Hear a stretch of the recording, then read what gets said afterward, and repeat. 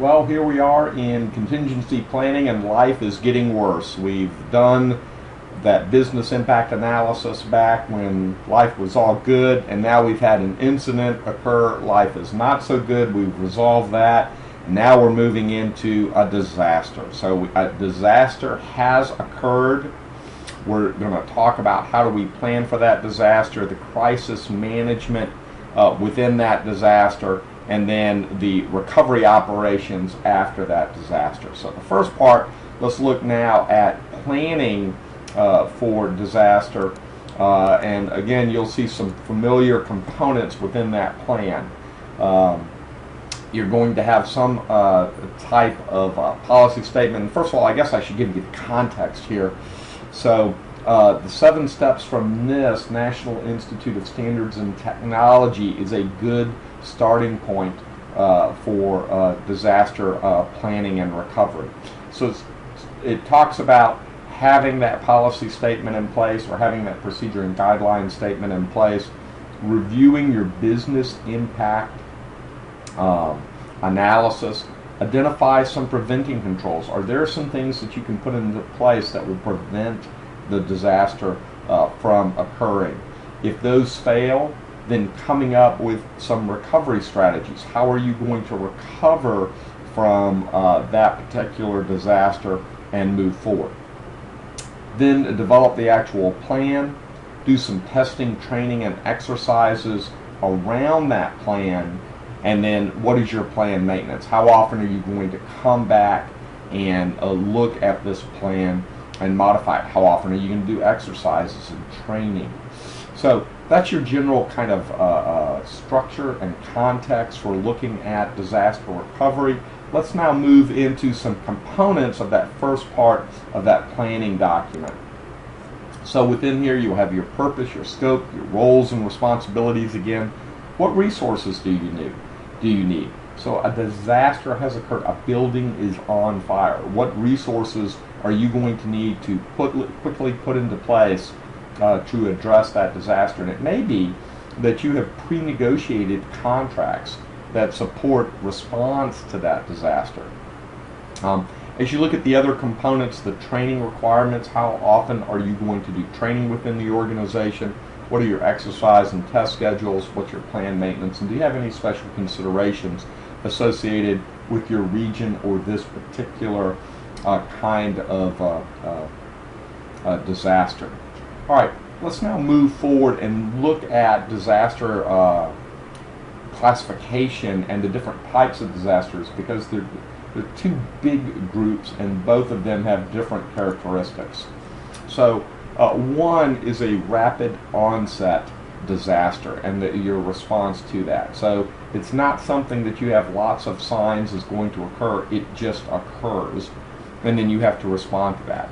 Another is a slow onset disaster, and in that particular case you have lots of time to respond to it, and then you have to come up with some triggers or decision points when you enter into different phases of responding to a slow onset disaster. Rapid onset, not as much flexibility there, so you have to emphasize the planning so that you can respond effectively to that. And it's a little counterintuitive. Keep that in mind. If you've got a slow onset, you would think, well, planning is most important. No, rapid onset is where planning is more important because you just don't have time. All right, let's look at that planning now in a little bit more detail. So some differences here.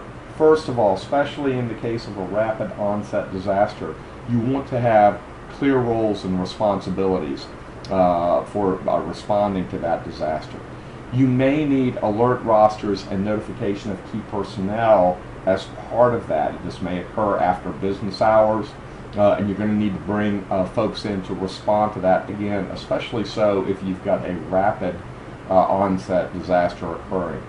Priorities, priorities, priorities.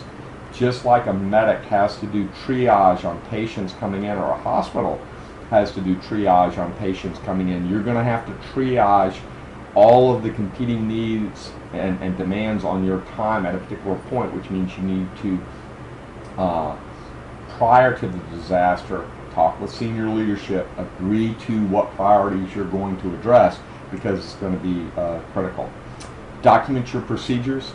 Take active steps and action steps to mitigate that risk, and then look at alternatives. What are our options as we're rolling into this, so that you're not kind of figuring this out on the fly. Instead, you've thought through it, you've seen the second order effects, you've seen the third order effects, and you've worked through all of the components. Now, can you build a disaster recovery plan for every possible disaster? No.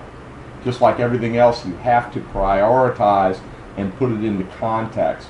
And that's why this one particular document, looking at your business impact analysis, incident response, disaster recovery, and business continuity, is so important.